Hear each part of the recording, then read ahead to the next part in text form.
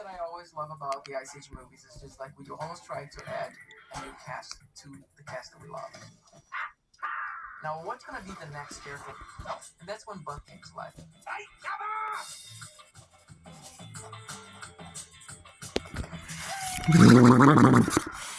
Buck is a weasel who has been down in the absolute prehistoric underworld for quite a while on his own. He's the only mammal in this kingdom of the dinosaurs, and it's driven him a little bit crazy. I woke up one morning married to a pineapple. An ugly pineapple. Buck has basically taught himself to survive in this hostile environment. He's like a little Rambo, but he happens to be a sort of weasel. Buck is, he is the epitome of superhero. There's no kryptonite involved. He is infallible. He is the best. He is like Indiana Jones for the prehistoric era. He's everything that Crash and anyone want to be, and more. Nose on. Easel. They're in awe of this guy. He's the total, like, kind of crazy military, green beret, little rascal. And so they find this guy that they just love and they adore and they kind of worship, So they get into more trouble, but now they have a guy that they actually respect. This is awesome! I think the fun part of Buck was actually really coming up with a backstory for him, coming up with like, who is Buck? Buck didn't start too much being the weasel. Like, he was, at one point he was a possum, he was the cousin of Ellie or something like that. We explored the possibility of his being a badger or a wolverine.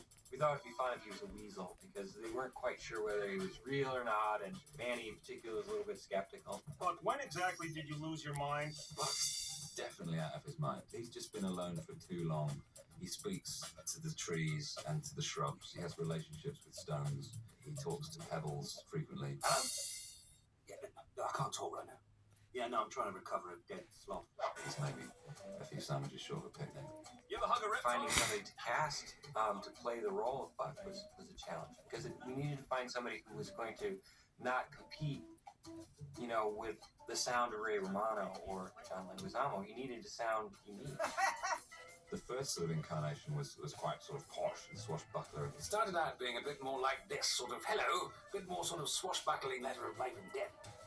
But it didn't seem to fit with the character, so Simon kind of brought it down into more like a gruffer guy living off the land around him. And that fit much better with what we were going for. Always listen to Buck.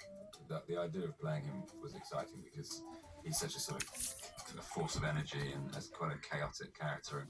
And they sort of wrote him like Robin Williams / Daffy Duck. I mean, he was just crazy and bouncing around all over the place. And then Simon Pegg came in, and he played him dead serious. Instead of going nuts and crazy, he played him like every insane thing he said made perfect sense. You mean Buck? Oh, he's wacko. I am not. One thing that was really fun, there's a sequence where he's using skulls to talk, and he's using different voices. The cool thing about that is he did that all in one take, and he created sort of 4 personalities, including the Buck character, so it was really fun to watch him do that. The skull's right. Take a load off, Mel's. We always videotape the actors as they're recording the lines. Yeah, the animators definitely look at the footage of Simon, as he's speaking his lines. Because he's very, animated, doing all the facial expressions and actions. It actually encourages you to really use your whole body. If you just stood there and just used your voice, you probably wouldn't get the same performance. That the animators can look at that and think, oh, that was quite nice, let's use that or whatever.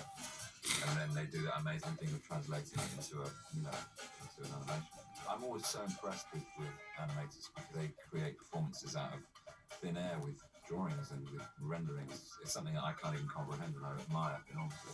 Animating Buck is, I think, an animator's dream. There's so much range that he has in his personality and his style of movement. Buck's a weasel. And the great thing about drawing weasels is that they're long and tubular. There's a lot of potential for fun animation and for all kinds of hijinks. Buck has the ability to twist around in any direction, and be very comfortable standing with his spine twisted around. We like this idea that Buck had sort of a very twisty and bendable spine, or he can get down on all fours, or he can also kind of bend like an inchworm sort of shape. And there's actually a fun scene where he's completely wet, and he wrings himself out by twisting his body up like a towel. It was fun to figure out how he might unwind.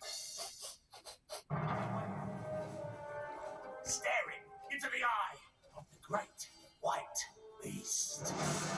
Originally, I think we didn't necessarily have it written into the script that he lost his eye. It made it feel like kind of had to repair himself in this world. So now he's almost like that scar created an obsession almost between him and this gigantic white dinosaur.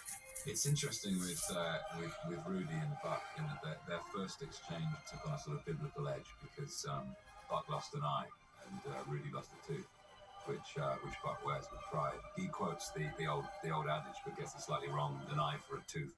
An eye for a tooth, a nose for a chin, a butt for a... Well, it's an old saying.